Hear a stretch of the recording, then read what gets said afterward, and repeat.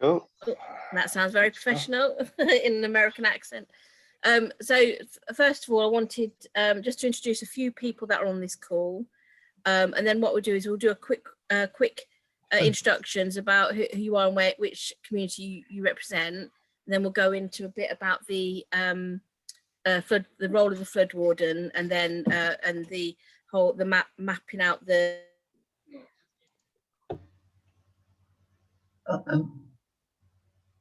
next 3 nights for this before. And I'm sort of leading the Pathfinder scheme. So many of your communities will have signed up for the Pathfinder project.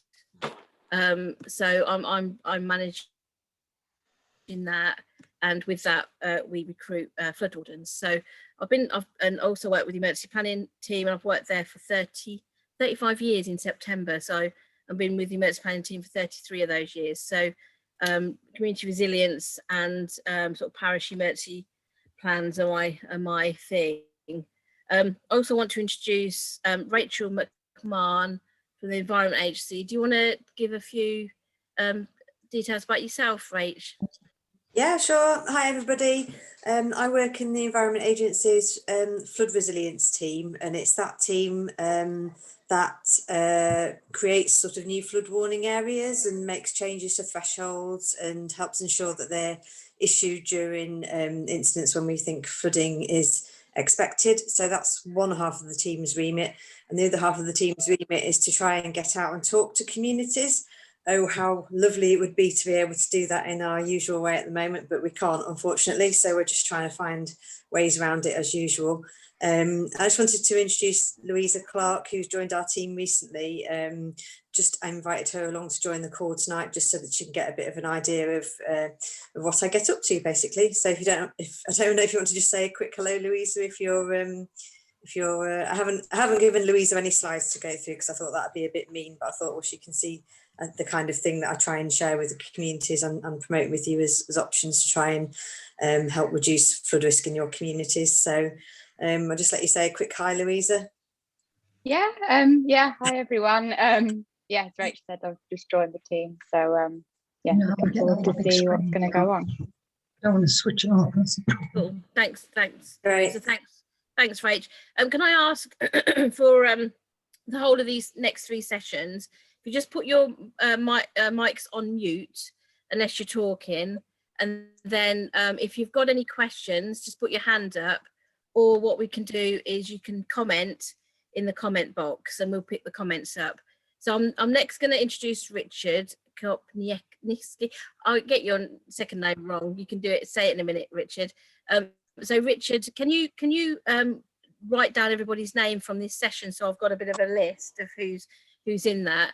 And also Richard's going to be monitoring the comment boxes and hands up, so if I miss anybody, Richard will pick it up. So Richard's an emergency planning assistant from North Northamptonshire Council in my team, and Richard's been helping me with putting the slides together and tonight's session. Richard, do you want to say a few words? Hi everyone. Yeah, as Joe said, I'm quite new to emergency planning. I joined last September, so I've kind of tried to work alongside many emergency planning people. I think this is the first time me and Joe are actually kind of collaborating. So I am quite new to all the flooding and all that kind of stuff. So this is actually going to be useful for me as well. Yeah, just want to say hi and hope we have a good session. Thanks, Richard. And we've also joined with another emergency planning assistant, Ed O'Hara. Ed, did you want to say a few words? Because it might be that the emergency planning team might meet, or you might ring us up at any time, and it might be one of the team that you speak to. So Ed, do you want to give it say a few hellos? Yeah, so I'm Ed. I've been with the team, so to speak, for about 3 months now, maybe going on 4. So I'm very, very new.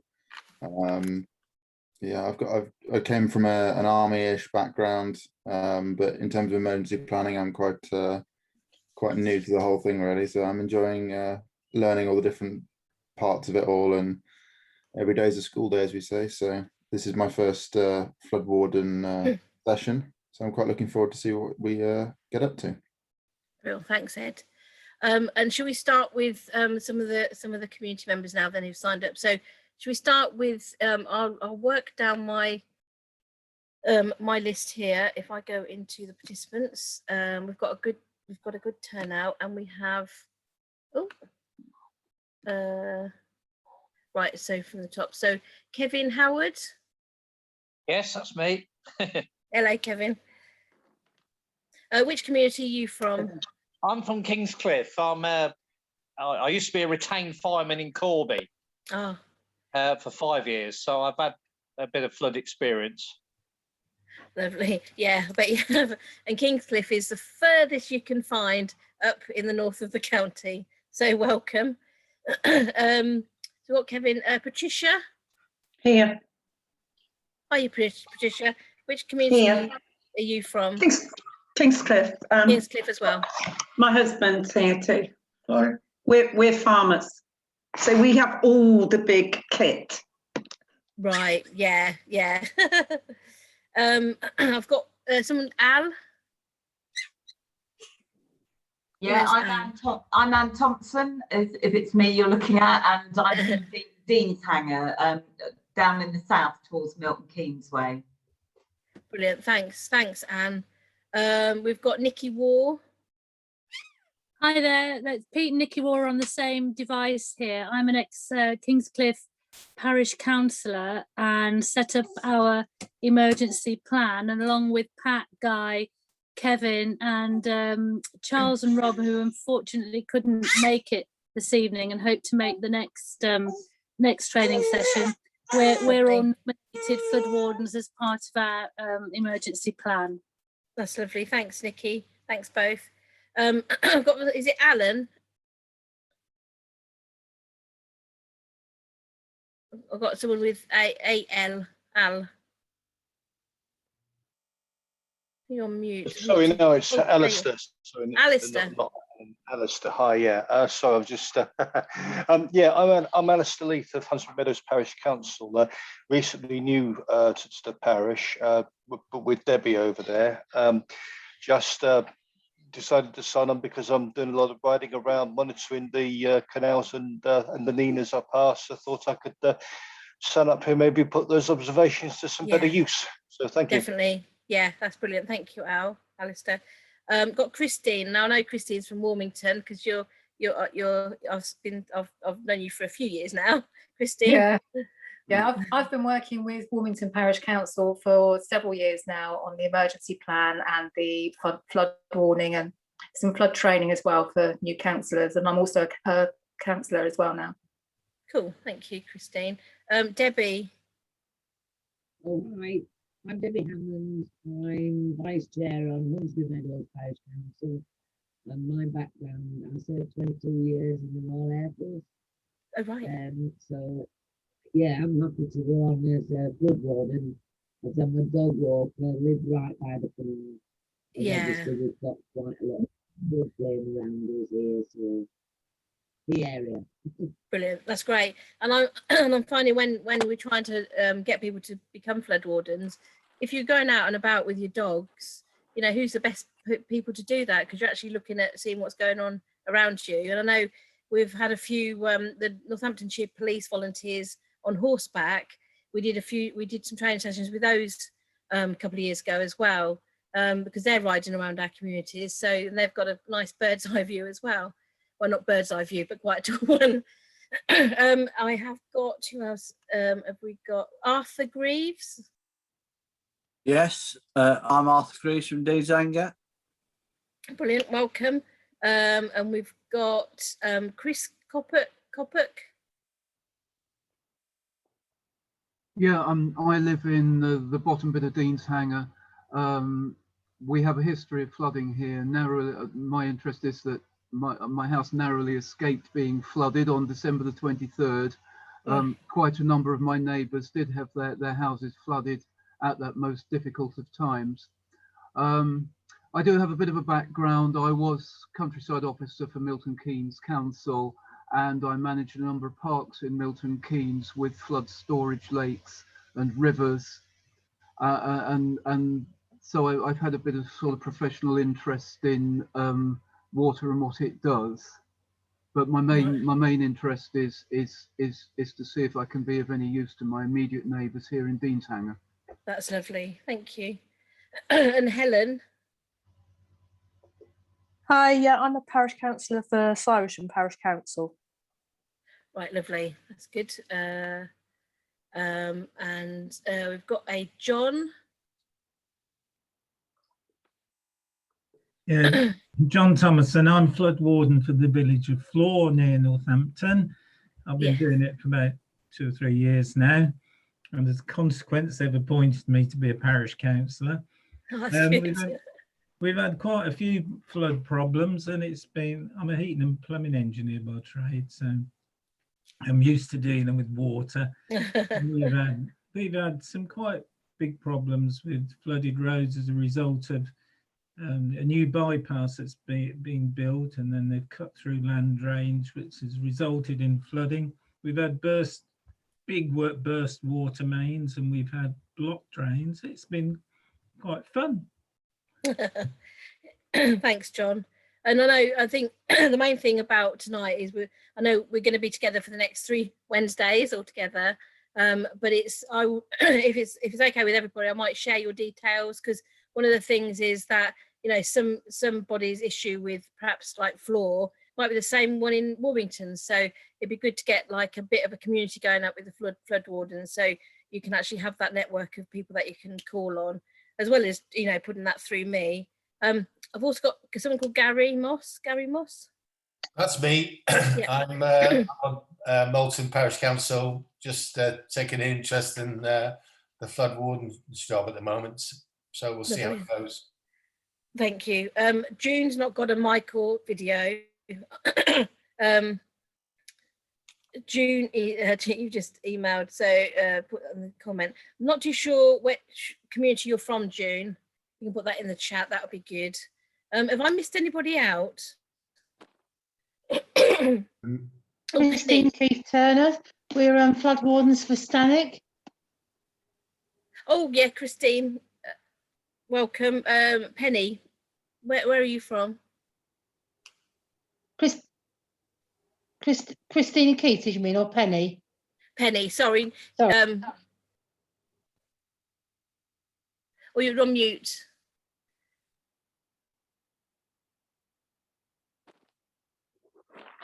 Oh, Mr. on mute. See if I can unmute you. Oh, there you Can go. you hear me now? Yeah, we can hear you. Can you hear me now? Yeah, we can hear you. I can't hear them now. Oh, you can't hear us. Can you hear us? Can you hear me? No, we'll move on. So yeah, Christine and Keith, you're from Stanwick. And was it Ian Matthews? I didn't come to you either. That's it. I'm Ian Matthews. I work for Raunds Town Council, so I'm here in that capacity at the moment. We do quite a lot of inspections anyway, and I do look partly at some of the water courses, and we're looking at maybe emergency planning as well. So I've come in that capacity, if that makes sense. Yeah. Yeah, brilliant. That's great. Thank you. I think that's everybody now. So we've got a good turnout. So I'm going to bring up a sort of PowerPoint presentation, run through that. And it's not just me that will be speaking. So Rach has got a bit to talk about, and we're also going to have a bit of an two interactive sessions throughout. We will try and finish by 7:30, if not sooner. We don't want to sort of, because it's in 3 sessions. We want to try and give you in bite-sized pieces. Usually this flood warden training, we'll be doing it in person, and we've been doing it down the Whitewater Rafting Centre in Northampton. However, due to COVID, we're doing this over Zoom at the moment. So we held one last November, which went quite well, and it gives you the details and the experience of what you need to be looking at. I like to say we do give out PPE. So after the 3 days, 3 events are up, I will issue with a a great flood warden PPE grab bag, which has a torch, waterproof note paper, glow sticks, and some other things that we think that you need to go about your flood warden duties. So I will try and get those to you when all this is finished by the end of June. So if we start, I will share my screen and hopefully that will work. Hopefully people will say that this is working. So can everyone see that? Yes, thank you. Yeah, brilliant, cool. So yeah, so this session it's to just give you a bit more information about what your role is of a flood warden.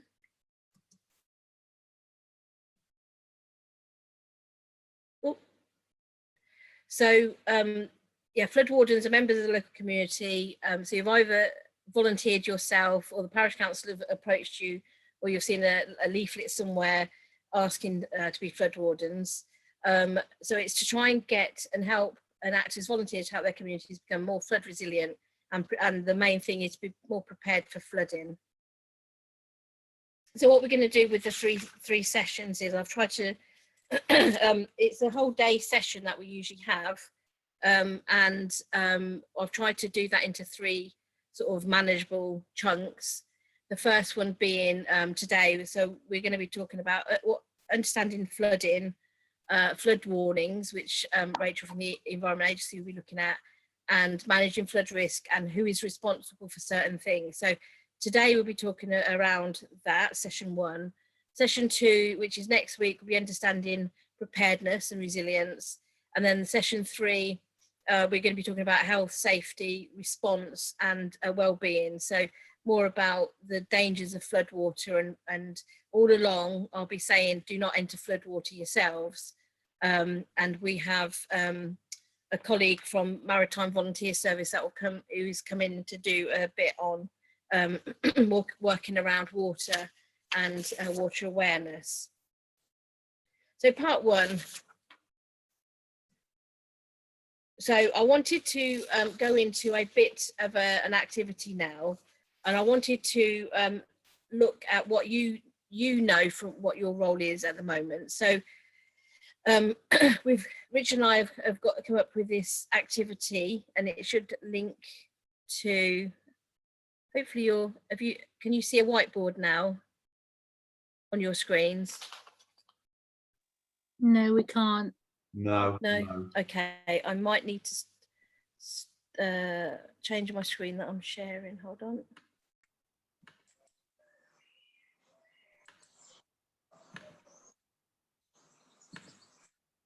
Okay, can you see that? Yes. Yeah.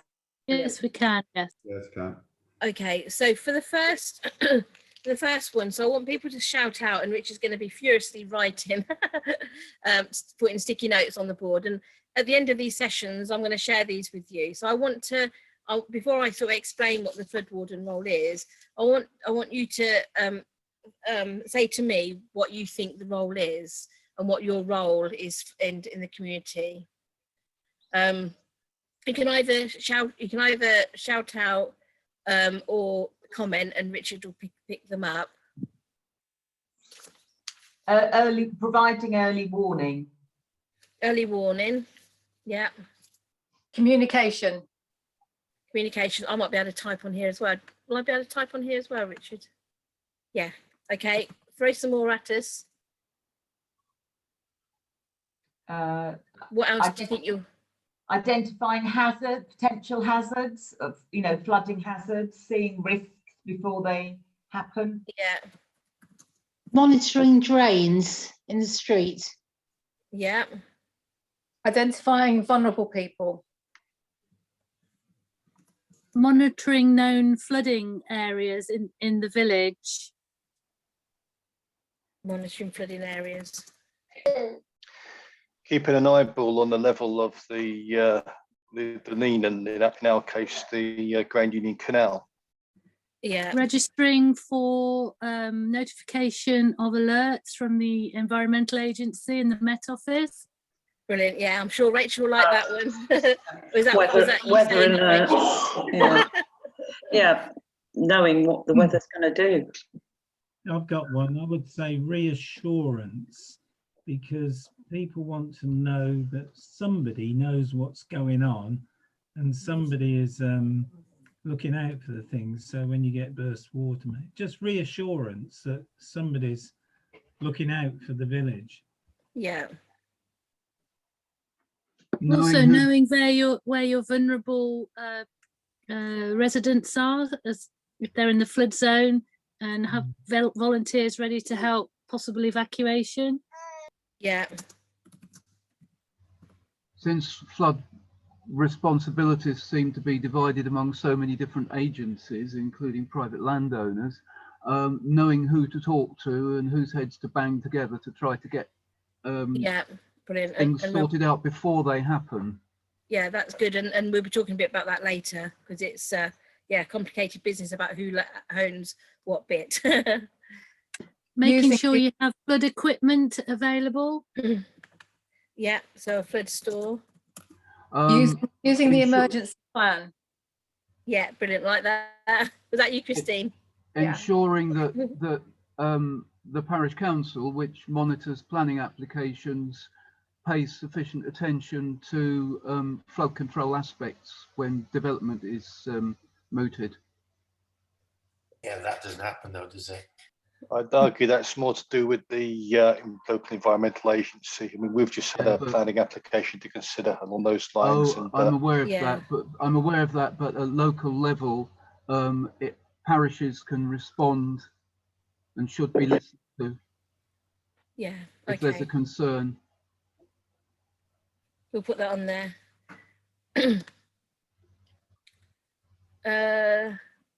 Okay, is there anything, can everyone see that board? I know we've said loads, so it's sort of gone quite small. Is there anything? So we've got prioritising early warning. Now that links in really with the signing up for the flood alerts, which Rachel will talk about in a bit. Communication, I suppose that's communication by talking to your neighbours, community, and sort of passing on that, you know, sign up for flood warnings, know who, if we do have a flood warning, you know, knowing who to call, identifying those vulnerable people you've got down there, and also monitoring the drains, keeping an eye on the levels, identifying potential flooding hazards, the amount of times, you know, plastic bags stuck in a drain that could be kept just pulled out and then the water can flow smoothly. Reassurance, tracking the hot spots, yeah, knowing your vulnerable residents, using the emergency plan, flood store. Some of the Pathfinder communities do have a flood store, so it's knowing what needs to be in there. Response from parish councils. Was there anything else? Yeah, if I may, obviously at the moment we're in battle trying to get our gullies cleared. So I'd add that, make sure the gullies remain cleared and of any rubble, any litter, such that they can do their jobs properly. Yeah, okay. So maintenance. Thanks, Richard. It's all very technical. Anything else from anybody before we move on? No, I think you've got a majority of roles of the flood warden. So hold on, let me just go back to the presentation. So oh,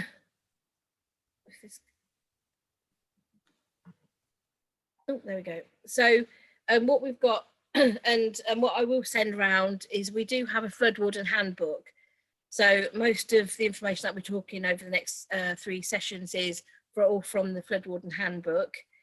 And I take your eyes to the right of the screen, where I think these are the main roles of what the flood warden does. So the first one's assessing. So that's where you're assessing what the state of the drains, the gullies, the rivers, keeping a watch, and then engaging. So the communications, knowing who to talk to in the community, talking to your parish council. So engage all them key messages, and then prepared, making sure that people know what to do if there's a flood, getting involved with your emergency plan. And once you've got all that into place, is then responding. So, you know, you're getting those alerts in. How do you respond if you do have the floods come in? And then after that is recovery. So in the Flood Warden Handbook, it follows these 5 key steps, and we'll be covering these 5 key steps over 3 sessions. The first one we'll be talking about is the assessment part today. So the role of the flood wardens that we've got down is monitoring the conditions of drains, streams and other watercourses, and knowing where these are. So a lot of the communities will have, and if they haven't had, they will have one of those big massive documents from David Smith Associates with all your drainage mapped out and any hotspots. So we have talked that through with some communities, the ones that are just joined for Pathfinder 3, then you will have this, you'll have all your drains mapped out, and you'll also, David Smith will also come up with a maintenance plan, and they'll traffic light the drain. So green ones means that the water's free flowing, amber or red means that it might need some work doing to it. So when you get that, it's good to look. And for communities that are not perhaps part of Pathfinder 3 and your Pathfinder 1 or 2, I can send you that document so you have the maps there, so that's all mapped out for you. Again, I've mentioned helping to raise local awareness of flood risk, passing on the flood alerts and warnings when they're issued, and then assisting in the preparation of a community emergency and flood plan, which I'll talk to you about in a minute, and then providing relevant agencies with local information during a flood event. And I think that last one's quite important, especially when we have quite a lot of flooding. So flooding is one of the major big top risks in the UK. It's one of our top risks in the county. And as we found over Christmas or Christmas Eve, there was quite a lot of widespread flooding across Northamptonshire. Having those people on the ground, such as yourselves, you can actually ring us up to let us know if you're flooding, if you need any extra support, and vice versa. We can then contact communities to say, have you ever experienced any flooding? So we can report that back into the whole of the command structure within Northamptonshire, sort of resilience communities with police and fire, to see where sort of priorities are needed to go, and we can get a big picture of the county about what's happening. So that's the main roles of the flood warden. I think you picked up on quite all of those in that discussion before. So moving on, so flood wardens can be individuals, representatives of the parish council, or existing volunteers. And I've mentioned the community resilience volunteers, the highways wardens, or the police volunteers. Flood wardens can also, they can help communities to understand their risk, and flood wardens are the eyes and ears of the community, like I've said, and often called flood watchers. Whether they're out walking a dog, riding their horse, or just walking to the shop, they can keep an eye on the block drains or similar. And I must admit, the amount of times I've even walking down my street, or even when I've gone to Spain, I've got this thing about drains and ditches now. I always have to look to see what state they're in. So it's just having a look and knowing what to look for. So an introduction to flooding. So the purpose of this module is to provide an introduction to the processes and terminology associated with flooding. So you might already be familiar with some of the issues. However, you might find it useful to understand some of the wider terms. So flooding is a natural process which obviously shapes our land and our river valleys, but flooding is beneficial for maintaining our ecosystem. But flooding becomes a problem when this natural process occurs in areas we want to live in or travel across. So a bit about climate change. So as a community emergency volunteer, you may have an important role to play in helping your community to adapt. They say that climate change, flooding is only going to get worse. Yeah, so evidence suggests that we are going to see more flooding than not.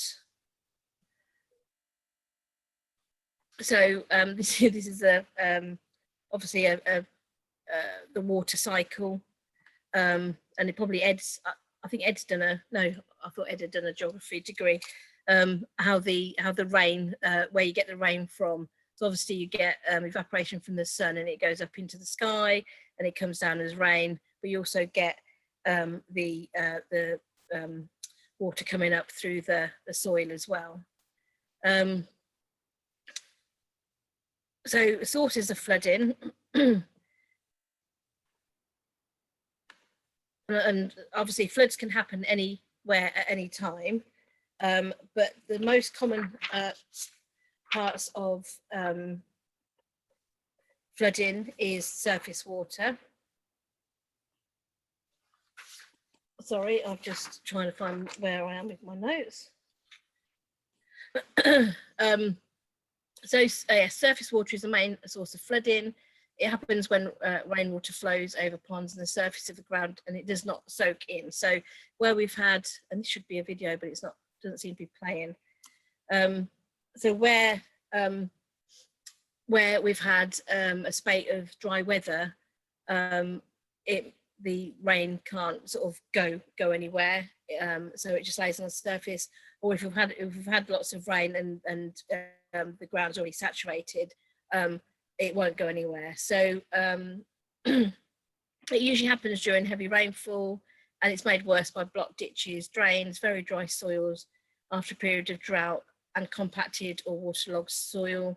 Northamptonshire is quite rural, so one of the main sources of surface water flooding is from agricultural runoff. And would you say we've got 2 landowners, I think, on this call. There is no early warning system for surface water flooding, so the EA only do the river water, and it's difficult to predict. However, there are some flood risk maps for surface water flooding, which I can send you links to from the flood toolkit. I'm going to try and see if I can. I'm going to stop sharing this, and I'm going to open my presentation in another way, because I spent ages trying to get the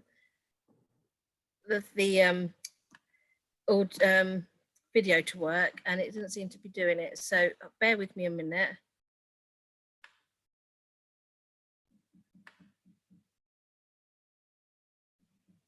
Who can tell me another route of causes of flooding, sources of flooding?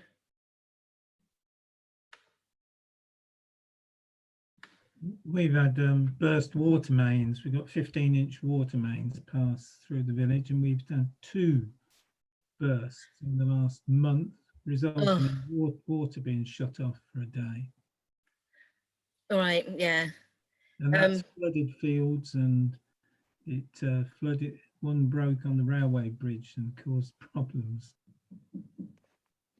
Right, where are you from? Are you from? It's Flor, isn't it, John? Flor, yeah. Yeah, John. Yeah, so we got 2 water mains passing by, 2 major water mains, 15-inch, big ones. Right.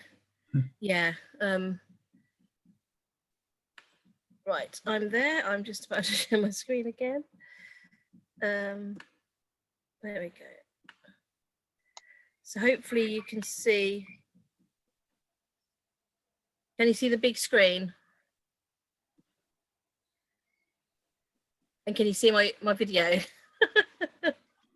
Yes, we can. Brilliant. Okay, that's great. So that's surface water flooding. The next one is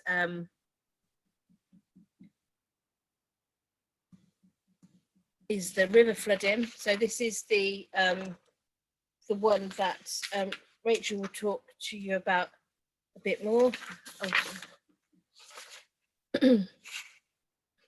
Oh, Sorry, I've just got someone's just joining us. I've just admitted. So river flooding happens when a stream or river or watercourse cannot cope with the amount of water that's flowing into it from the surrounding land. Rivers are separated into main rivers and ordinary watercourses. Main rivers are usually the larger ones, such as the River Nen, the Welland and the Ouse in Northamptonshire, but also some smaller streams like the Welland Brook, Far Cotton Brook, and ordinary watercourses are there are many more sort of smaller rivers, streams and ditches. We do have a list, so if I send you this presentation, you can actually click on the list of rivers that we do have in the county. So the audio we should be working, so that's the river flooding. Next one is the groundwater. So that's where I mentioned before, the groundwater is so saturated it will just come up out of the ground. And it happens when in the ground, it's common after long periods of constant heavy rainfall and likely in low-lying areas and those with natural springs and where chalk is present under the ground. So it acts like a sponge. So that's groundwater flooding. And then we have sewer flooding. Now this obviously is not one of the greatest ones to have, and it happened in Far Cotton in 2018. Sewer flooding happens when either the pipe in the networks are blocked or when there's heavy rainfall and the water and the sewers can't cope with the amount of water because they're not designed to cope with heavy prolonged rainfall. The danger of this type of flooding is the water can become contaminated with raw sewage and enter land and property or the river system. So this is one of the reasons why I've always said, as well, the main thing is do not walk in floodwater, is that it's got all sorts of horrible stuff in it, as well as the dangers of manhole covers that have sort of popped up with the force of the water. So that's sewer flooding. Next one is reservoir flooding. So reservoir flooding is extremely rare. It happens when there is a failure in the dam, holding back the water as a result of erosion or accidental damage or water levels rising and overtopping the dam. While this is low risk, the result of flooding can be very destructive, obviously. And you think back to Whaley Bridge, was that last year or the year before, when they had a crack in their reservoir, very picturesque, massive reservoir, but then underneath all of that was the lovely Whaley Bridge. So one of the things that we do need to look out for, we do have quite a lot of reservoirs in our county, but it's just to see whether you have any reservoirs in your community where you live. Yeah, just think about that. So the next one is snow melt. So what you would get, it could cause significant flooding, especially if we had a large amount of snow, which thankfully we didn't have this year. But unlike rainfall, which reaches the soil almost immediately, snow stores the water for some time until it melts. Long periods of snowfall can then therefore result in large volume of water being released in a short space of time, which is around about 1 centimetre of water is released for every 10 centimetres of snow. Snow melt flooding is made worse when the ground remains frozen and the snow melts as the water cannot enter the ground, so it acts like surface water flooding. And then the next one is the coastal and tidal. No, we don't. I think the tidal the tidal flooding, I think it stops at Peterborough. You have to correct me if I'm wrong, Rachel. I think it stops at the east of Peterborough, but it does have an impact on our rivers, which it might back up into. Is that about right, Rachel? Muted. Yes, it is right. Yeah. Yeah. So sorry, was I on mute then? Yeah. Oh, sorry. It's all right. It sounds about right, but I couldn't tell you 100% off the top of my head. Yeah, that's right.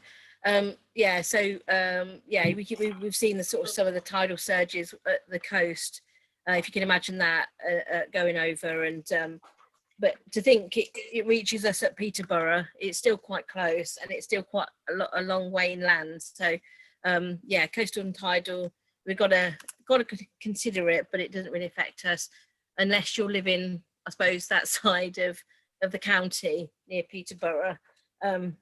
Kingscliff Way perhaps, but something that to sort of note. So I want to now discuss what are the most common sources of flooding that might affect your community.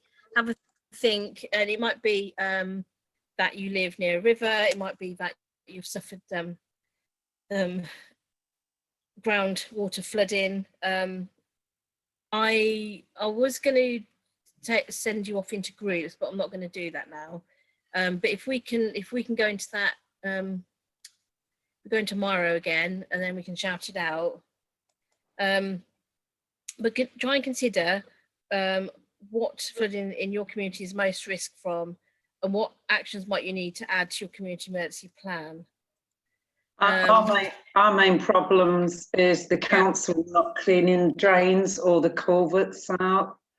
Okay. We have a culvert in front of the house, about a quarter of a mile from the road, and the back flooding is just unbelievable. Yeah, the water tries to get into the Willow Brook, which is across the road. We've asked for NCC to do this culvert for 8 years. It hasn't been touched for 8 years. 8 years. Which community are you from? Sorry? Sorry, I've only got a few people on my left-hand side of the screen, so I don't know who's speaking. Yeah, it's Kingscliff. Kingscliff, okay. Yeah, we just can't get them to come. The culvert goes under the road, but we can have up to 12 inches of water on the road Right. for several, I would say probably 50 yards. Trouble is, because there's the speed limit is just the national speed limit, we're just outside the village. People do hit this water at speed. Yeah. Both sides of the road, there's cambers and grass verges, and then they lead into ditches. Yeah, it's a big problem. Yeah. They're just not cleaning the drains out. Right, and that's one thing that we will. So when David Smith Associates will come and do your survey, and and we can then address that when we look at Kingscliff in more depth. Okay. So we can hopefully try and get that sorted for you. Thank you. But on the other side, we're in Stanwick, and we Yeah. have a Stanwick environmental project. Yeah. And as a community, we clean out the little stream, we clean out the culverts, we put it all on the side, and then the council will come and pick up all the rubbish. So we're stopping it by being proactive ourselves. Yeah, I'm I sure know. other communities could do the same. Yeah, no, and I think Stanwick is a great model for best practice in the county. And I know I've been out there. You've got a small group of people that go out and do the ditch clearance. You do it every year, don't you? Yes. So, and I know other communities do the same thing, but that's with respect, we do the ditches. We do the ditches either side of the road, even though the other side isn't ours. The culvert goes clean under the road. Yeah. There's absolutely no way without the right equipment that you could do it. It's a double carriageway road. Yeah. Otherwise we would. Yeah, well, we can definitely sort that out with coming with Pathfinder. And I know I do apologise. Pathfinder's had a bit of a back step with COVID, where the emergency planning team has been dealing with COVID and community resilience that side. But we're going to try and pick things up, and we're going to try and help and support you. And with Pathfinder 3, there's always a little bit of money at the end to help and support communities. So whether that's CCTV or flood stores or getting ditches cleaned, we can sort that out. So we can address that for Kingscliff and the other ones that are coming on board. I think Siresham's a new one as well. Any more common sources of flooding? what are we experiencing in the county? What are you experiencing more of? Here in Dean's Hanger, we're right at in the lowest point of the village, around the village green, and I think historically the green is only there because it was too wet to build on. Right. Historically, runoff from the big factory, which used to dominate the middle of Dean's Hanger, from extensive hard surfaces was a problem. Now I think the main problem, we have a stream crossing the village green, which drains substantial areas of agricultural land outside the village. There's a second issue of the drainage system being overwhelmed, so water runs down the roads. And the third issue, as I said, we're at the lowest point, so there's a high water table. So really it's a triple whammy: high water table, agricultural runoff, and road runoff with inadequate drains. Right, okay, brilliant, thanks. I think we've got all of those. Anything else? Is anybody suffering? I know Rachel probably want to hear about this. The river flooding. Anyone live near a river that has issues? In Flore, the river floods down by the mill every year, but it's only a lane that goes out to the village, and I've looked into it, and there's nothing that can be done, so far as I can tell. It's, unless, you know, someone's got some bright ideas, it's just floods. Right. Okay. We have a problem where we've got surface water that comes down through the village and then hits the river, and there's nowhere for it to go, so it kind of floods because it's not got anywhere else to go. Right. Okay. Which community are you from? Warmington. Warmington. Okay. We've got in the chat, we've got geology under. Oh yes, yeah. Ed, you're probably more qualified to speak than I am on geology. Then I'll have to get you to do that next time. We have a lot of springs coming up in the park, but they can't drain away because the council have raised the stream banks. Can you see these messages? Yeah, I can see the messages. That's great. Check in stream outlet culverts, identify potential flood prevention. Okay, anybody got anything else to add to that? You can always come back, and I think any problems that you do have, you can either report that to the parish council, and then it will get to us, and I can talk to the flood and water team, or if you can email me direct, and I can try and look into it for you. But we can add to this as we go on. And if you come back next week, and you've remembered something, you can speak then as well. Okie dokie. So if we stop sharing that, and I'll go back to the presentation. Which is that one. So, so factors that influence flooding. Whilst flooding is a natural process, there are both natural and man-made influences. As I think we've seen quite a lot of communities that I've been out to see, especially with new builds in communities. What factors do you think could affect the flow of water throughout the catchment?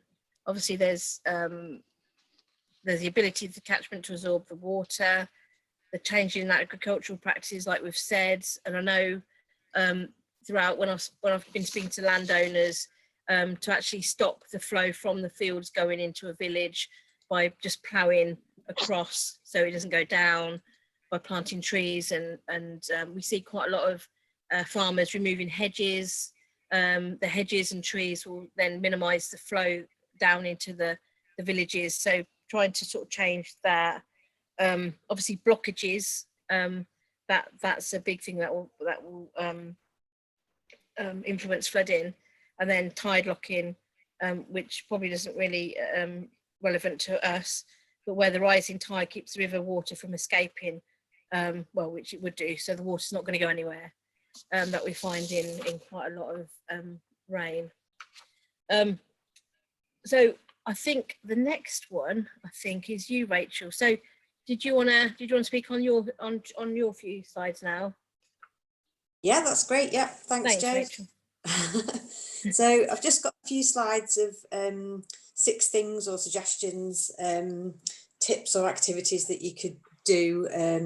Some of you may be aware of some of these already, but there might be some elements that you've not been aware of previously perhaps. So in terms of how can I help my community be prepared for flooding, the first thing that you can do, and I'm sure you've done all this already, which is to sign up to our flood warning service. And also, you've got a really important role to play to encourage residents to do the same. Hopefully you've seen that it's really easy to do. And our aim is to give advance warning of property flooding from the main rivers or the sea.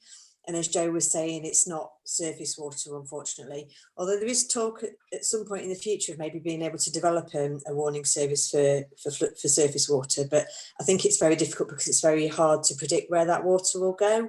And so the best advice we could give really in terms of weather warnings for surface water would be to follow the Met Office and get yourself signed up for their weather warnings. I'm signed up for them for all of my patch, which is right up to the South Humber Bank, and I get emails through when they issue their weather warnings, which is quite useful to be aware of. So it's easy to do. People can register 5 different ways of getting a message. So it doesn't matter if they're at home or not, or maybe they might be at work or out shopping or on, I'd like to say on holiday, but I think we'd all be quite lucky for them at the moment. So you can use a combination of home phones, mobile numbers, get it as a text message, and also get it as an email as well, which I don't know if a lot of people are aware of that. I know I certainly like to get things through.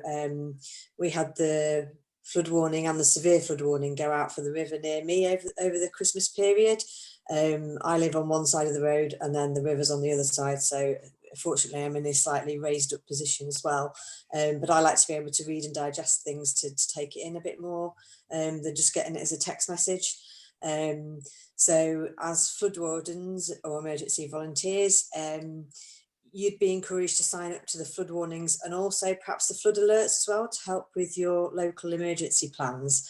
I'll explain a little bit more about the significance of that, or the difference between those warnings just on the next couple of slides, if you wouldn't mind moving on to the next one, please. So knowing what the flood warning codes mean, the flood warning service has got 3 codes that are issued in escalation. We've got a flood alert, which is like a really early heads up, really. It doesn't mean that properties are going to flood at this stage, and the flood alerts cover quite a big area. And then the next stage that's issued is a flood warning, and this is where we might think that properties are going to start getting affected within that flood warning area. And then you've got a severe flood warning, and they're issued only very rarely in conjunction with the local resilience forum of partners that we've got with the emergency services as well. So there's kind of 3 actions that we would encourage people to do at this stage. And that image now is considered to be our environment agency really simple flood plan that we would give to residents, just as because we have got more detailed ones, and I think there is on the flood toolkit as well. So it depends on what kind of level of interest that you think a community would be keen to do. But at that flood alert stage, people are asked to kind of prepare, think about an emergency bag, and looking at our website, the Flood Warning Information Service part of our website, which sort of gives information about the flood warnings that are out in force at the minute. And then when flood warnings are issued, that's when we'd ask residents to kind of act in terms of turning off utilities, moving things out of the way, moving family pets and a car as well to safety. And then at the last stage, it's all about survival, really, following whatever you're asked to do by the emergency services and doing all you can to keep everyone safe. You might have been aware about the severe flood warnings that were issued for Guggenor caravan site over Christmas. So it is rare that they're issued, but they can, it can happen and they can be issued. And I think there were several feet of water in that caravan site at one point that was pretty fast flowing. So they're not issued often, but when they are, they're issued with all genuine and sincerity about the nature of the flood risk at that time. So just kind of connected to that, I just wanted to show you, I think it's on the next slide, let's have a go. Yeah, so this map here, what I wanted to do was just show you, so in respect of the codes at the flood alert stage, although it's, you know, flooding is possible at this stage, it's usually on low-lying land and roads, or it could be on roads, you know, gardens and driveways. It's not going to be in properties. And the flood alert area itself covers quite a massive area. So, and they're issued more regularly than the flood warnings. So on this map here, it's the red section that's shown as, this is just one example of a flood alert area. This is the Harper's Brook and Willowbrook one. So you can see it covers quite a massive area there. And then within that, there'll be, 2 or 3 other flood warnings that sit inside that, if that makes sense. So whereas a flood alert would be useful to yourselves in terms of an emergency planning angle and thinking about next steps and what you might want to do, you know, checking who's around and everything and who could be able to help if the situation starts to escalate. But it's often more meaningful for residents to sign up more just for the flood warnings. So on here, we've got the Harper's Brook in Brigstock and Sudbury shown in green. I appreciate this is a bit difficult to show because it's like normally we have big screens that we project onto, don't we? But now we're trying to look at it on our phones or our laptops or whatever. But so we've got the Harper's Brook one in green, and then the yellow one is the Willowbrook in Weldon and Kingscliff one. And I don't know if you can see all of the screen on there, but these flood warnings are smaller and more targeted to communities. They're not issued as often, and it's only when we think property might be affected within that flood warning area. So it's not even all of that property. It'll just be the conditions on that day that could affect some of those properties, or all of them, but hopefully not. And in respect of the severe flood warnings, if that's issued, just so that you're aware, the severe flood warning areas match the flood warning areas. So, I mean, it's up to individuals and how you want to promote it. So people could get the flood alert as well if they are residents, but the only issue with that is that they have to appreciate what a massive area that covers, and that it doesn't mean that their houses are going to flood. If you look on the map there, you can see what a widespread area that is. And the flood alerts are issued more often, as I say, than the flood warnings. And we wouldn't want people to lose faith any more than they might do currently at the moment anyway in the actual nature of when flood warnings are issued either. So it's just something to think about and something to be aware of in terms of the distinction between them. So I shall manoeuvre swiftly on to the next slide. Then the next thing you could think about doing for your community, we have things called flood action guides that we can work with you to tailor the content of. So on the front page there, you can see there's a house. So, and we try and tailor it to the predominant housing type in different areas so that people, because what the evidence had told us was that if we want people to resonate most closely and take action with information, we have to try and tailor it and make it as local as possible. So giving somebody a leaflet, for example, one that we've done with East Hunsbury recently, you know, your home in East Hunsbury may be at risk of flooding, they'll see that and think, oh, okay, right, okay, that's more likely than just giving a sort of, you know, a Northamptonshire wide one, or West Northampton. I'm getting my head around the differences in the counties now as well. Yeah. So you can see on that one, it just resonates a bit more closely with people. And then on the inside of that, I don't know if you can see, but underneath the photograph where it says what other actions can you take, at the minute on that one, the standard kind of ones are, have you got any school pickups to arrange, or is there any older relatives or neighbours that might need help? And there's information on there about different flood products that people could consider buying. And then there's the where can you go for updates on flooding section, which has got like the local radio stations, the main Twitter accounts. But what we can do is we can add in any of your local versions of that. If you've got any particular websites or social media that you use that you want your community to follow or to listen, or you can put messages out on that, we can tailor that with you.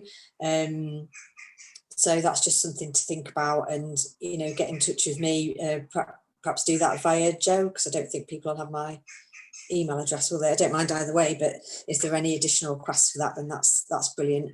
Yeah, that's fine, Rachel. Yeah, just something to think about at local events or posting through doors, that kind of thing.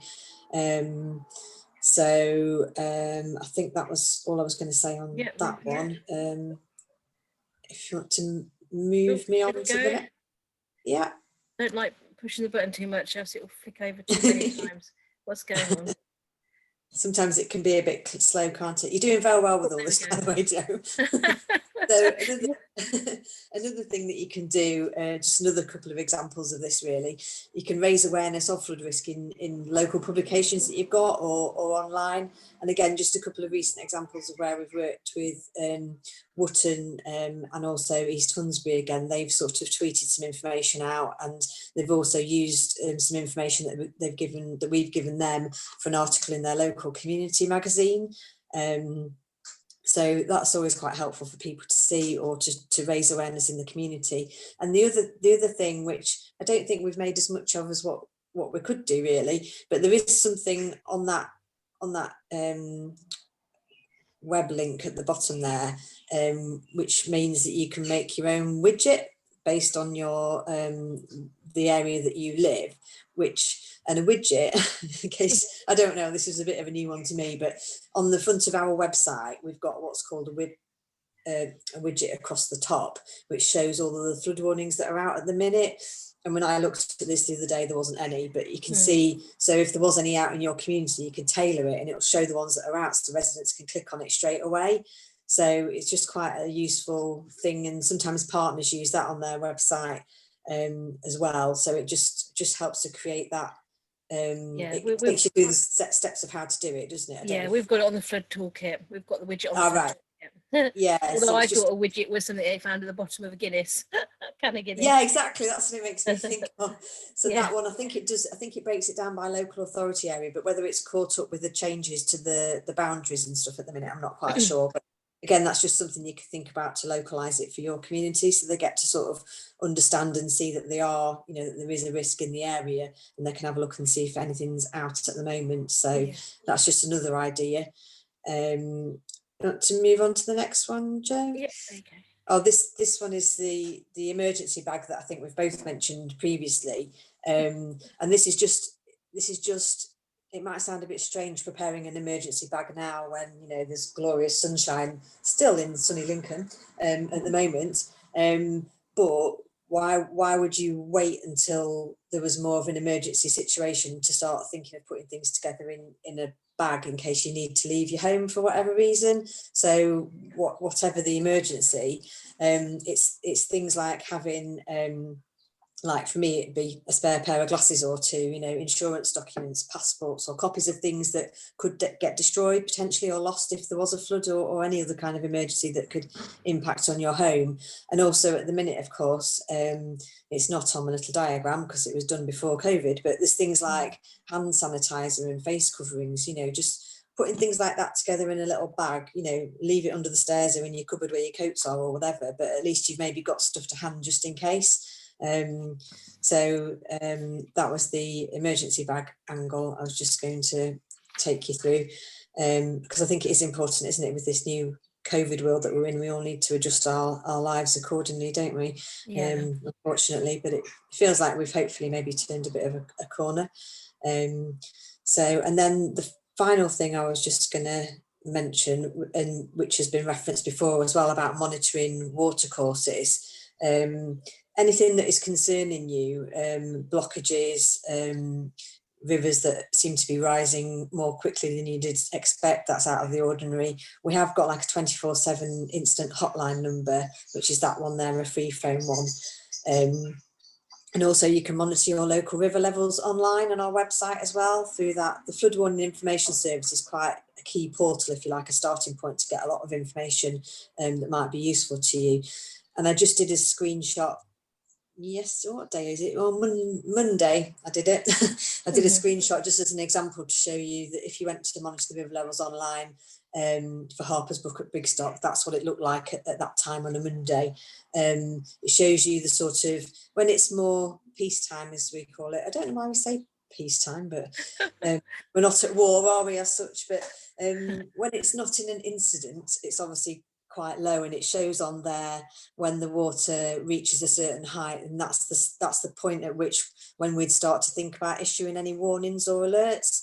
So it just shows you, I mean, obviously on Monday it's quite low at the minute, as you know, as we've seen already, there's no alerts or warnings out at the moment, or there wasn't when I last looked anyway. So that's just another useful tool as well, because the other thing about that is that it does show it shows like the highest recorded level in places as well, and it might help you as flood wardens when you're out and about and you see the river and you think, oh, it's looking a bit high. If you then do a sense check back with the river levels online, you can gauge that, if you like, and see, okay, it feels high to me. So does it feel high to the Environment Agency? Are they getting concerned about it yet? And you can have a little look on there just to see at what point we would start to get.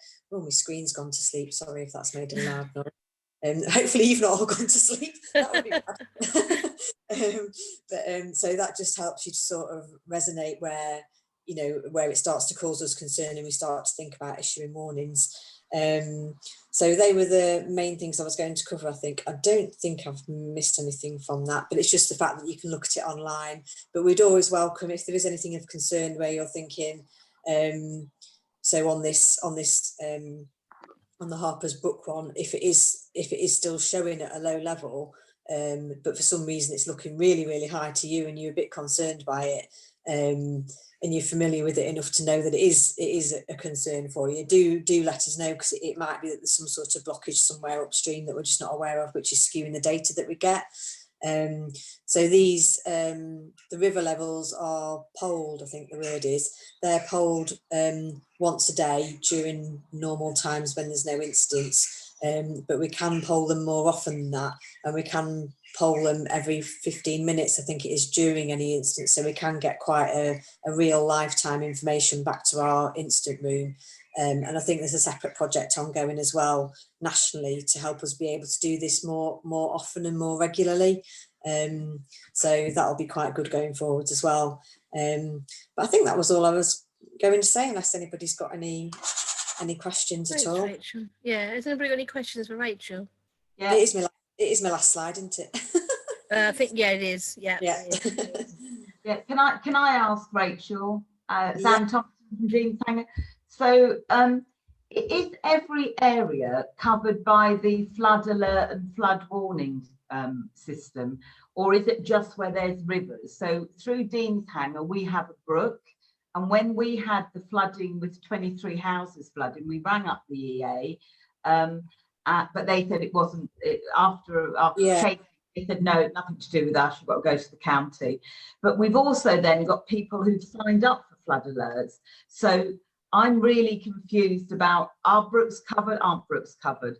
Do we bother to do this or not? Because if it's irrelevant, all that we're getting is people getting flood alerts, flood warnings, when actually it doesn't affect our area at all. So how do we get to the bottom of that?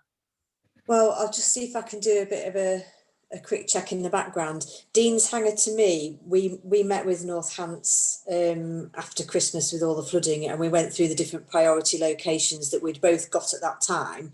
And Dean's Hanger was definitely more one for the county council. So I'm assuming it wasn't on our radar in terms of being a source of river flooding. So, but it's not to say that there isn't. It's not to say that there isn't a risk of river flooding there, but it might just be that in that particular location where it had flooded, it was deemed to be surface water. But we can check back with myself, or Joe can check back with DSA to see what that was considered to be. I don't think the Section 19 reports are ready yet, following those investigations that they carry out. But it definitely isn't on our radar in the same way as places like Wootton Brook, Harper's Brook, those kinds of locations. It says, can't reach this page, which isn't really helpful. But I'll see what I can find out. I'll dig about in the background, if you like, and just sort of see if there is a flood warning service for that, because it sounds like perhaps might be as well. I think the problem is that the Kings Brook through Dean's Hanger is not a main river. And EA's, I may be wrong, but EA's interest seems to be very much limited to main rivers. We're 1 mile from the Great Ouse. Yeah, that's a good distinction to make, which I hadn't done before. So we look after, trying to manage or reduce flood risk from the rivers or sea, but it's the main rivers. It's not the sort of smaller, what are considered to be ordinary water courses, even though they can be just as lively, as it were. But I think EA needs to take an interest in what happens in Dean's Hanger, if only because both in the 2007 floods and last year's floods, there's a widespread perception that the problem is the sluice on the Ouse at Stony Stratford, and people are saying EA wouldn't drop the sluice because they were concerned about flooding downstream. Now, knowing the River Ouse as I do, I would say there's very little. The Ouse flows through a wide valley with very little development. I would have, if that were the case, then there's not really a lot to protect downstream. Yeah. But anyway, that is a perception that EA basically has sacrificed Dean's Hanger in order to protect the Ouse Valley. Well, all I can say about that to reassure you is that we obviously meet with DSA and North Hants regularly following any flooding to allocate out, if you like, the different sort of priorities. So I'm sure in that Section 19 report, it'll be quite clear that it's not involved us as heavily. So, I mean, we can take an action to check back with DSA to see where they are with that, but I'm pretty sure that that was the reasoning behind it, because on this occasion it wasn't from the river, it was more surface water. But don't get me wrong, it's not always a straightforward thing, as we've reflected on what people have said as well. Sometimes it can feel like the water's coming from two sources, and then one influences the other and everything. It can be hard when they're doing their investigations to sort of finally make a decision on where the water came from. But as I say, that was a meeting that I think I'd had with them in February, and other colleagues have been meeting with them regularly since then, not from my team. So I'm sure we can get an update and feed it back to you if that's So could you just clarify the Section 19 report? Can you just explain what section of what and who is down to produce it? So did you want to do that, Joe, with it being a local authority, or? Well, I don't know the legal jargon behind it, but after every flooding incident over a certain threshold, the local council has to then investigate what the cause of the flooding was. So I know after Christmas, obviously, you said, Rach, that you all met and discussed what ones met that threshold that needed a Section 19. Now, I know Davis Smith Associates, they do our flood risk and mitigation reports for Pathfinder, which they've got 30 to do this year. But they've also got, I think, 50 Section 19s to do from the Christmas flooding. It might not be 50, but there's quite a few.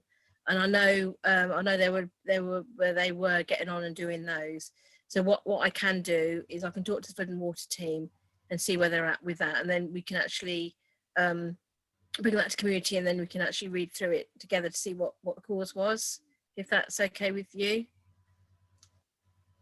Yeah, I think it's a they've come and done that survey, and they are doing the report. We just haven't had it yet. And we're waiting for the Pathfinder survey.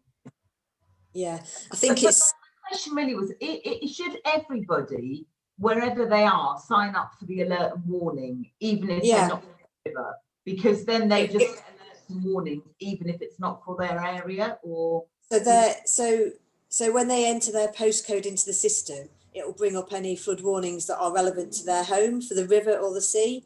So they're obviously, it's in their interest to sign up for it because their property is at risk. That's the whole point of them. It matches the flood zones and the maps and everything. So that can only be a benefit of them, so that they're getting information in advance. But the only distinction, as I was making before, is that the flood alerts cover massive areas. And if people appreciate that and still want to be signed up for them, that's great. But if not, they can opt out of that and just do the flood warnings, which relate more to properties because they're more community focused. But my map seems to be working again. And this is just the gov.uk map as opposed to any other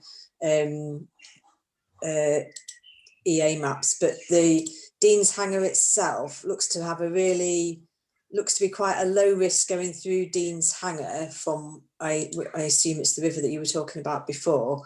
And then when you look at I was just going to change it onto the surface water one and see if that was any different.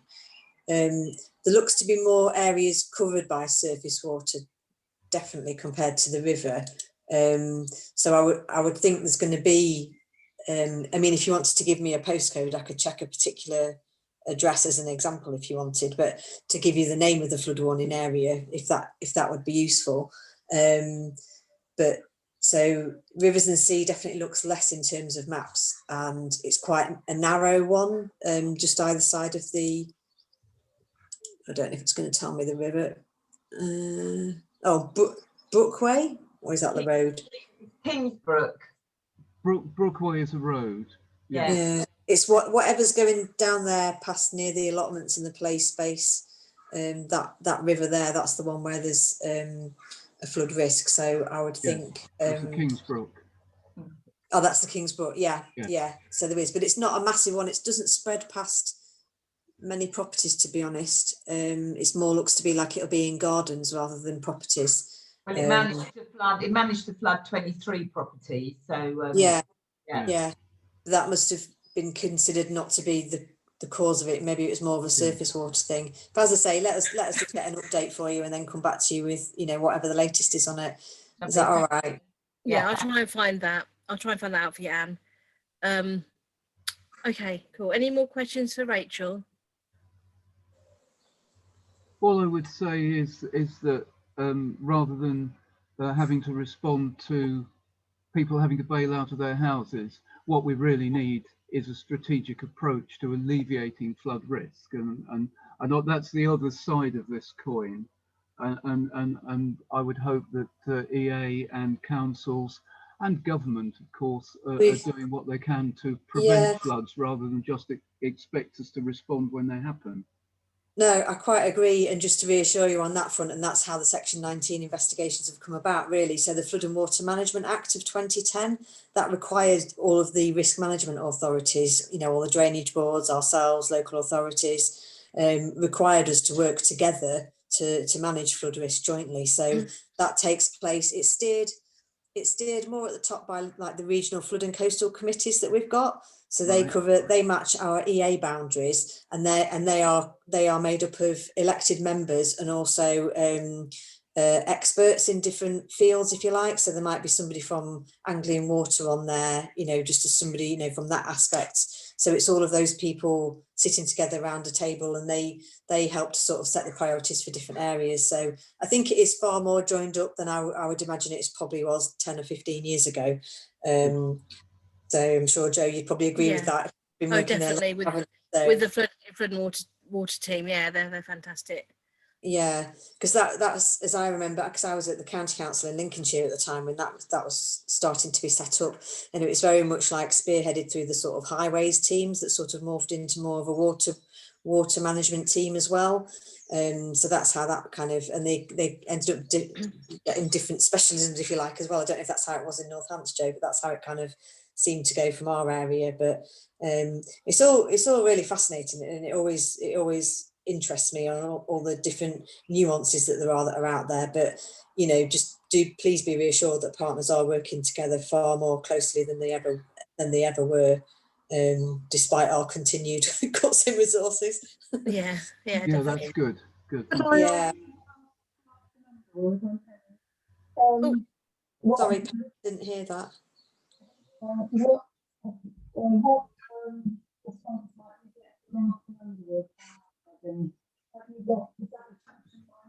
Or not? I don't know if it's my signal or if you caught that, Joe. Can you? No, I couldn't hear. I tried. Okay. We can't hear either this end. You can't hear me?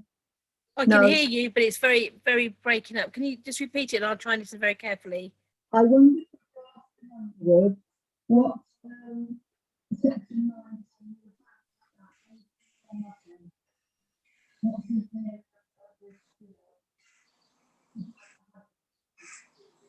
19. No, I didn't get any of that. I heard section 19, but that was it.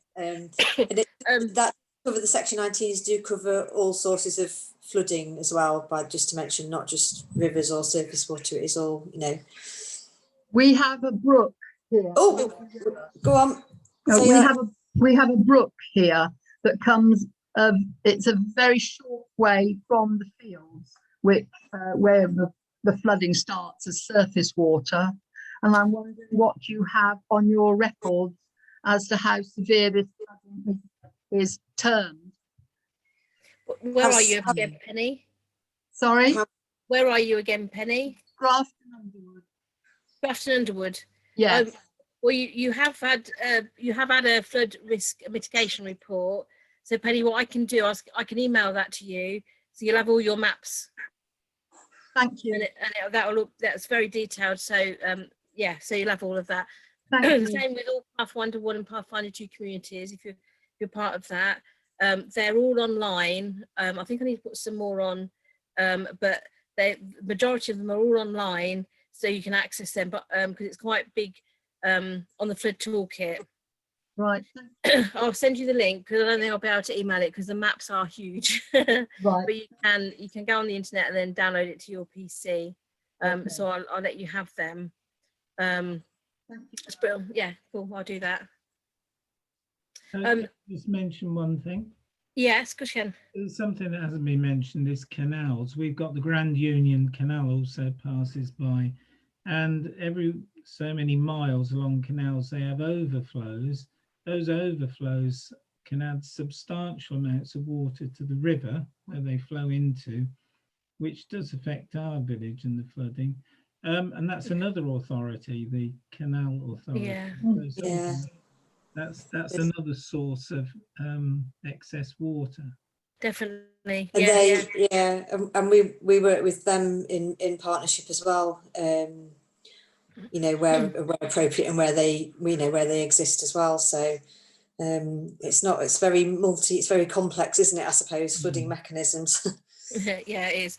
I must admit, I'm currently working on producing the multi-agency flood plan for the county, where I'm going to do a strategic document. Then I'm going to have some more operational documents. So the areas that are prone to flooding, I'm going to be working and doing some more specific plans for that community or area or catchment, with specific plans. So it might be that if yours are one of the priority catchments, I might be working with you more to actually feed into that plan as well. Okay, so we've got 6 minutes left. We've got a few things to talk about. That's all right. No, that's fine. I mean, this is what these are all about, and it's very important, you know, signing up for all these alerts, because that's one of the things. Well, as emergency plan officers, we get alerts at all sorts of times with flood warnings across the county. But at least you can actually pinpoint it just for your community. But the next thing I wanted to talk about, if it moves down one, is who is responsible for maintenance. I know earlier on you said, someone said that they wanted to know, you know, who was owning the ditch under the road. I'll quickly, because I'm going to do this as a bit of a interactive thing, but I'll move on and just and just tell you. So riparian owners, so these are riparian owners, they maintain the watercourses, ditch and culverts running through or adjacent to their land, as well as vegetation on the bank. So this is where landowners, farmers, if it touches their land, or if you've got a stream running through your garden, and I suppose with Stannick, some of you have got you got the streams running under your houses, haven't you, in Stannick as well, that I remember. The Environment Agency, they own the flood risk on the main rivers, providing river flood warnings and reservoir safety. Highways England, drainage of motorways and some A roads. So that's the A5, A14, the A45 and A43. I'll go over this quick, but perhaps we can actually just have a bit of a recap next week as well on this. Northamptonshire Highways, so they're responsible for flooding on the roads, including the block drains and gullies. Again, we've got Street Doctor to report that, but we found with Pathfinder, if you have any issues, if you send them to me, I can send it to my link within Highways and try and get that sorted. The council, as Rach said about the flood and water manager team, and the teams getting together in 2010. So they're responsible for the coordination of the management of flood risk from surface water, groundwater and ordinary water courses. And then you've got the water sewage companies. So they're managing the flood risk from public sewers and water mains. So that's Anglian Water or Thames Water in the county. well, so when you mentioned about the burst water pipe, obviously that's flooding, but that's obviously Anglian Water's responsibility. Quickly moving on to the next thing. So repair and ownership. There's anyone who owns land or property alongside the river or stream or other watercourse. So this is not the Environment Agency. The adjacent landowner is generally responsible for up to halfway in small watercourses and streams, and the EA looks after the large rivers and sea defences. So if you've got two landowners with a stream in the middle, it usually goes up to the middle. Was somebody trying to come in there? Oh no, it's a dog. So the next one, these are taken from graphics from the flood toolkit. So the differences with the road, gullies, private soakaways, surface water and drain pipes. So it just goes over what I've just said about linking those to where they go. So private soakaways is a property or landowner. Road gullies is the Highways Authority. The surface water sewers is the Highways Agency on the A roads or the water and sewage companies, and drain pipes is the property owners. And they've got one more with the verges. So we've got roadside hedges, the verges, the pipe ditches, the grips in the roads that try to have runoff from the road into the ditch, and then the roadside ditches. So we have again putting them where they go. So the roadside hedges and trees, that's riparian owners. The pipe ditches is the riparian owner on their land. The verges are Highways Authority. The grips are Highways Authority, and then the roadside ditches are the riparian owners as well. I think that's where this presentation ends. Yes. So what I can do, I can send you the presentation at the end of it all, so you can have that with all the links in. Has anybody got any questions?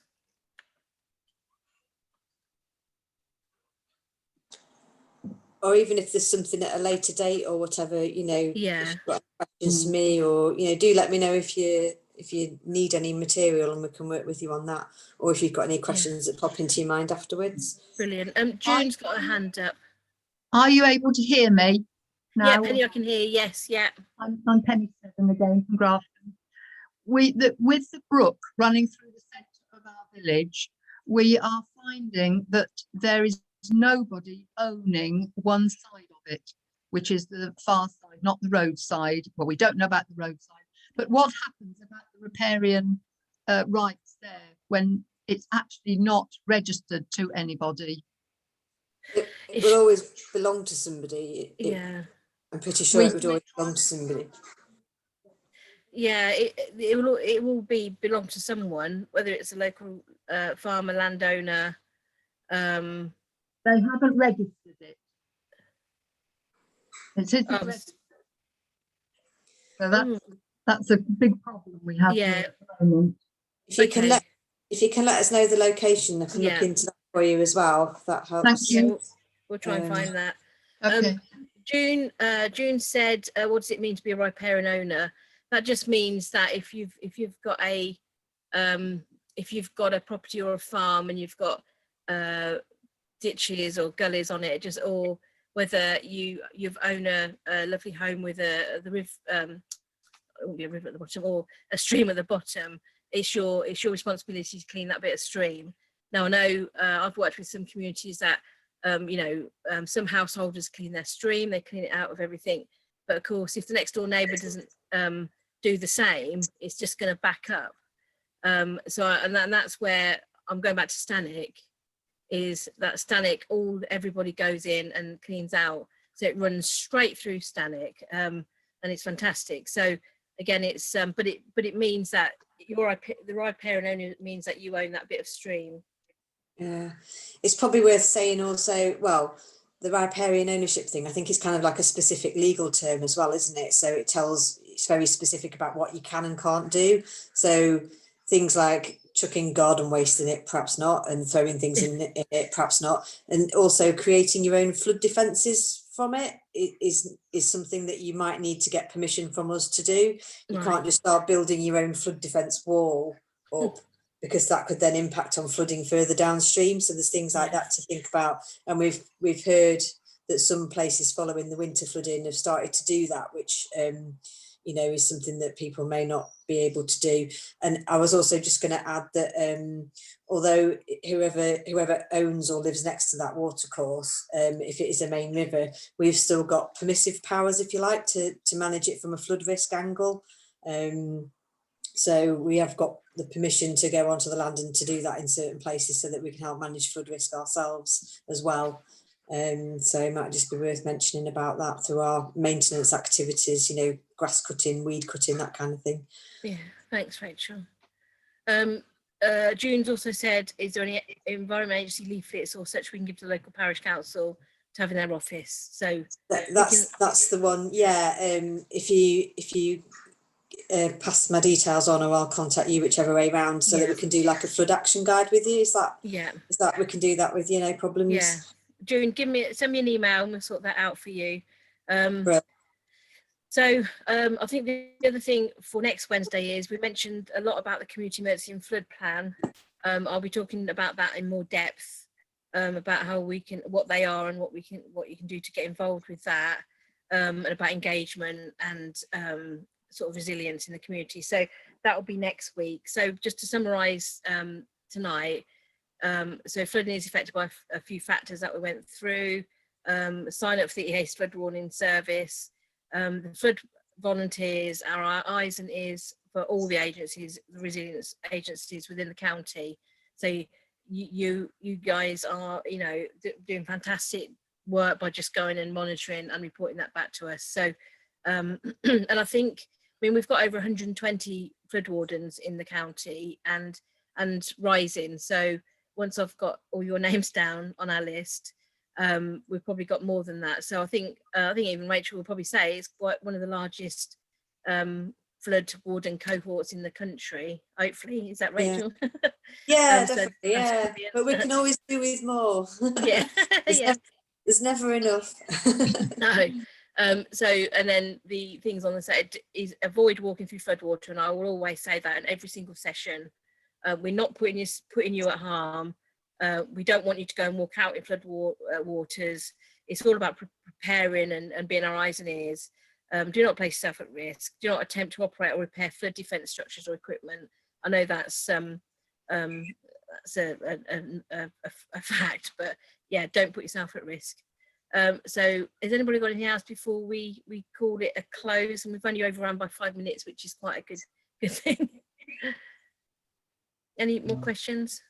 No? Okay, No. Lovely. Well, thank you very much for joining this evening, and you. we'll see you at the same time next Wednesday. Thank you very much. Thanks a lot. Thank you. See you. Thank you. Thank Take you. care. Bye. Thank you, Rachel. Okay, see you. Bye.